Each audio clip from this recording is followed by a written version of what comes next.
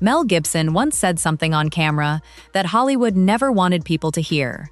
He openly claimed the industry runs on ugly rules.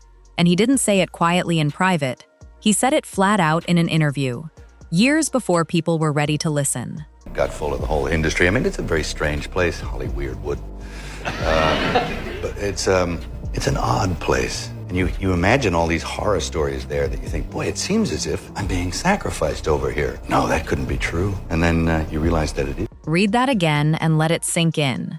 That's not a joke or an actor being edgy. It's a man describing something he says he actually watched happen. And it's only the beginning of the story of how Hollywood tried to erase him. To understand why Gibson got silenced, you first have to understand who he was before all this. Here's the thing about most big Hollywood actors. The system builds them. Studios pick young, hungry talent, control their whole image, and slowly make them owe favors to powerful people. By the time they reach the top, they already know exactly what they can and can't say. Gibson never went through that.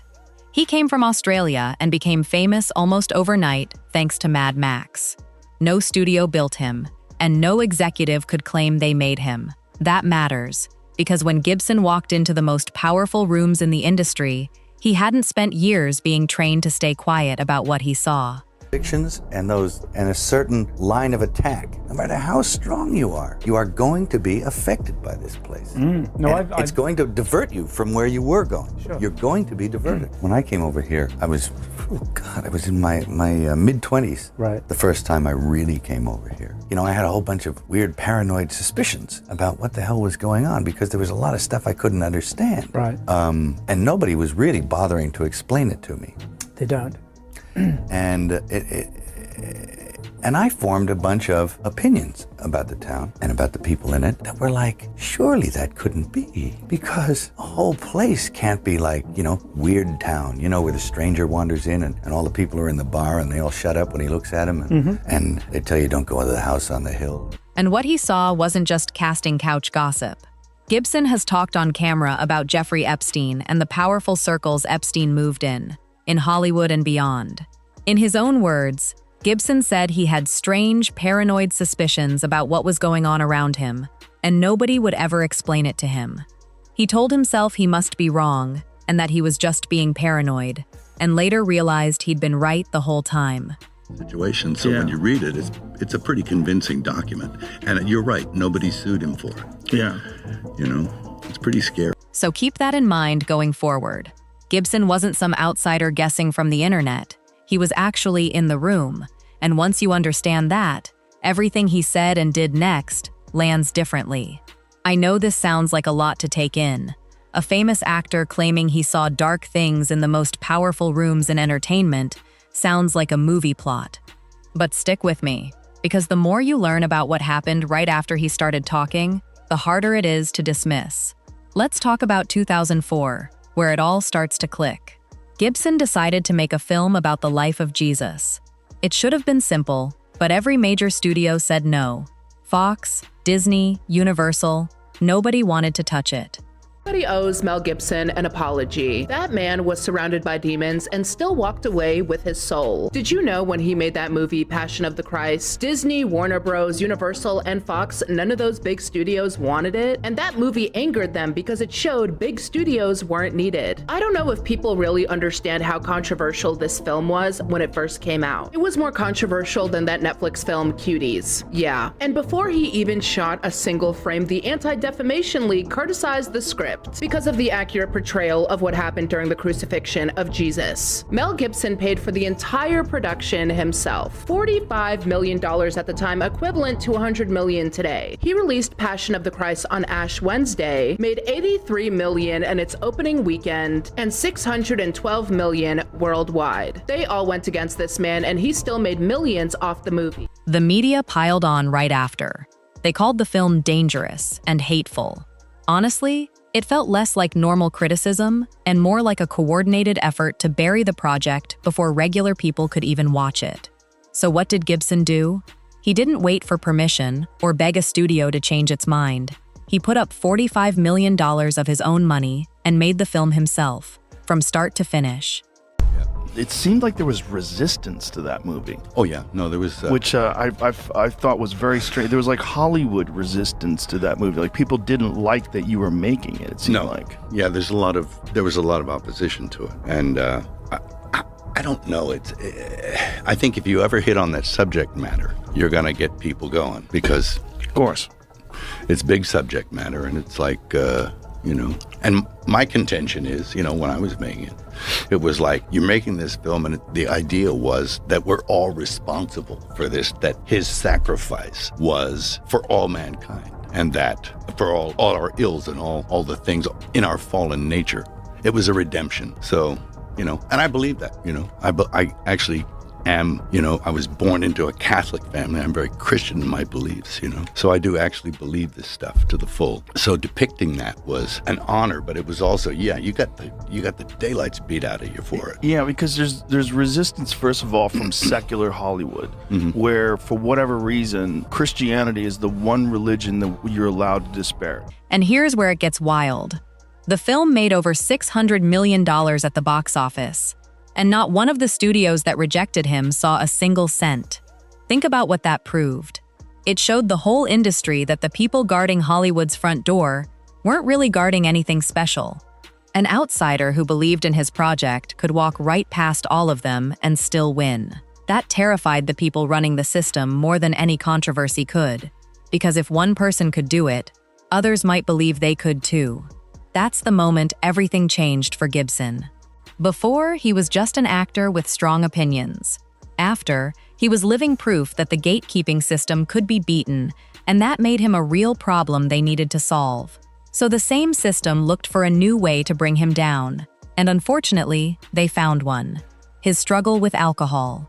An alcoholic, right? I did drugs, I did alcohol, so, and there was nothing that could stop me from doing that. Nothing. So I was really kind of you're on a downhill run. So I regard the fact that I was able to appeal to something greater than myself to help me and actually stop me doing that. I think that's a miracle. It is. For me, it is. And for many, so. Well, that is the thing about AA, right? It's part of the whole process is appealing to a higher power. Sure. It's a spiritual program. Yeah. Because you're suffering your spiritual malady. Yeah. So it's a spiritual cure. He's also spoken with real, honest regret about that period of his life. You can't win. And don't drink so much. My mother told me that too. She said, don't drink, son, it'll ruin your life. And I was like, what does she mean by that? When you're 20, you don't understand these things. So, I think I just would have been more patient, not rush into things. I'm really impulsive. That part is fair, a human being honestly owning a hard chapter. But here's the part that should bother you. Private phone calls Gibson made were recorded without his permission and then leaked to the media at exactly the right moment to do maximum damage. That kind of timing doesn't happen by accident. Someone chose that moment on purpose. Don't walk around in tight clothes. I stay at home for most of the You go out time. in public and it's an embarrassment to me. You look like a bitch on heat. And if you get by a pack of it'll be your fault. All right? Oh, wow. Because you provoked it. I'll report her to the people that take fucking money from the wetback, okay? Oh my gosh. Slap the side of the head. All right? You just crashed That's- out. And that's bad. Took a pause on that. He's got a history of wilding. So Oh, let's get this straight here. Mel Gibson, I believe, is still definitely a Christian.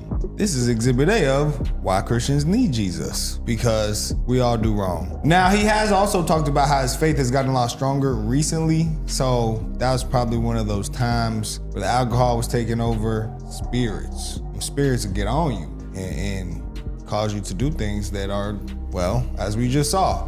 But no excuses, that was dead wrong, all the way wrong. Then came Ari Emanuel, one of the most powerful talent agents in Hollywood.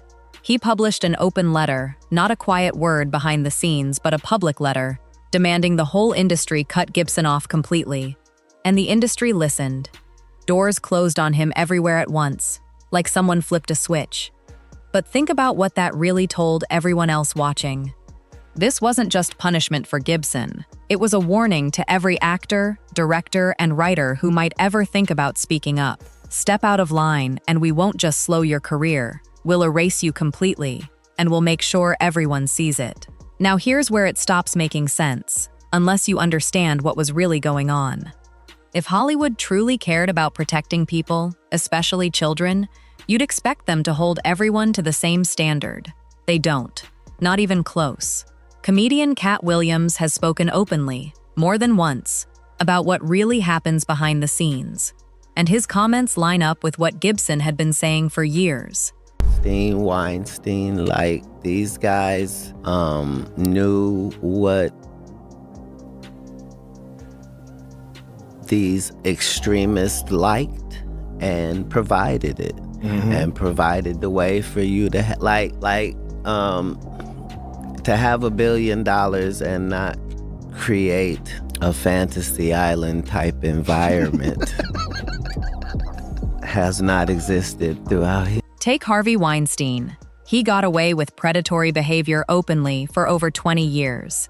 Agents knew, executives knew, and he still got invited to every premiere. Still got funded, still got celebrated year after year. Then there's Roman Polanski, who fled the US after being convicted of assaulting a 13-year-old girl. He's lived abroad as a fugitive ever since, and Hollywood still gave him an award, with the whole room standing and clapping while he wasn't even in the country. Weinstein did, and according to Xavier Poussard's earlier reporting, Epstein and Harvey got into some massive fight in Paris one night, and the exact nature of the argument is not known, but it is understood that Epstein wanted to have access to cast women in Harvey Weinstein's films, okay? Young women in the film. So again, presenting himself as some sort of a casting director. Now, regarding Trump, if you connect the dots there, Trump rather famously ran beauty pageants, okay? Pageants, by the way, freak me out in general, the origins of it. I wish I knew less. Started by the Carneys. P.T. Barnum created it in the Victorian. Directors like Victor Salva and Bryan Singer have faced serious, well-documented accusations involving minors, and they kept working and kept getting funded. Nobody organized a boycott letter for them. Sit with that comparison. Gibson said offensive things during a very public personal breakdown, and Hollywood blacklisted him for over 10 years. Meanwhile, men accused of actual crimes against children kept their careers, their money, and their awards. That's not a moral standard. That's a signal. What it tells you is that Gibson wasn't punished for what he said out loud. He was punished for refusing to stay quiet about what he saw. Think of it this way. If you're running a system built on secrets, the people who break the rules of decency aren't your biggest threat. The people who break your silence are. Weinstein and Polanski kept the secret. Gibson didn't. That's the whole difference. And once you see it, the double standard makes sense. Fast forward to recent years, and the same pattern repeats almost word for word. Gibson attached his name to Sound of Freedom, a film about child trafficking and the powerful people who protect those networks. It follows a father in Honduras whose kids are lured away by a fake talent scout and sold into trafficking, and a former agent who gives up everything to save them. One of the most disturbing problems in our world today is human trafficking, and particularly the trafficking of Our future is our children. Now, the first step in eradicating this crime is awareness.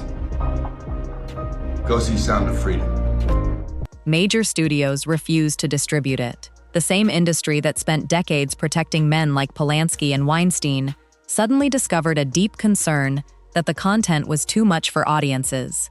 Funny how that works. Then came the smear campaign, right on cue. Fake quotes spread online, things designed to make Gibson sound crazy, quotes he never actually said. The goal was never to prove the film wrong. It was to make people stop taking Gibson seriously before they even watched it. That's usually how it works. When you can't argue with what someone is saying, you attack the person instead, and Hollywood has had decades of practice at it. But here's what makes this case different. This time, Gibson wasn't the only one talking. Jim Caviezel, who played Jesus in Gibson's film, stood right beside him and helped bring Sound of Freedom to life. Two men already labeled difficult by the same industry, standing together on the same message, which is exactly why the attacks came so fast and so hard. A lone voice is easy to dismiss. Two voices backed by a movie that made hundreds of millions is much harder to ignore. So now I want to know what you think. Do you believe Gibson was telling the truth all along? See you in the next video.